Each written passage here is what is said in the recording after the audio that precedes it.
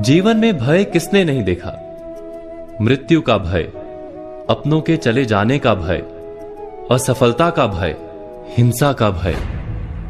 हम जानते हैं कि इस भय या डर के कारण हमारी मति मारी जाती है, बुद्धि चकरा जाती है, हम उचित निर्णय नहीं कर पाते और अंत में जिस बात का डर होता है हम स्वयं उसे सच कर देते हैं।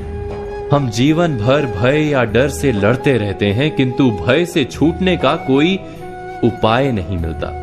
किंतु क्या हमने डर के विषय में विचार किया है?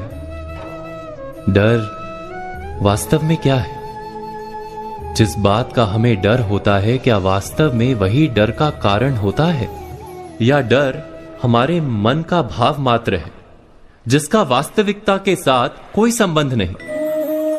डर सदा ही भविष्य से लगता है, भविष्य में कुछ अनुचित या अघटित ना हो जाए, जीवन का स्वरूप कहीं बिगड़ ना जाए, यही होता है ना डर। और भविष्य तो सदा ही अनजान रहता है, इसलिए हम कभी वास्तव में डर से छूट ही नहीं पाते, कभी निर्भय हो ही नहीं पाते। भय हमारे अज्ञान का परिणाम है, क्या ये सच नहीं? गहराई से विचार करने पर हम तुरंत ही जान पाएंगे कि हम जिस अघटित या अनुचित की चिंता में रहते हैं वैसा हमेशा तो होता ही नहीं। भविष्य का क्रम तो हमारे डर से अनजान अपने मार्ग पर चलता रहता है। भय के कारण भविष्य नहीं बदलता, केवल हमारा मन रोग से भर जाता है।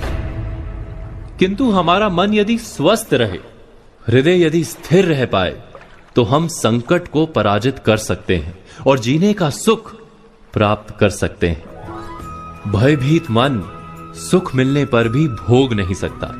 जिस क्षण हमें ज्ञान हो जाता है कि भविष्य पर हमारा अंकुश नहीं किंतु अपने मन पर अवश्य अंकुश है, उसी क्षण हम भय को पराजित करके निर्भय बन सकते हैं।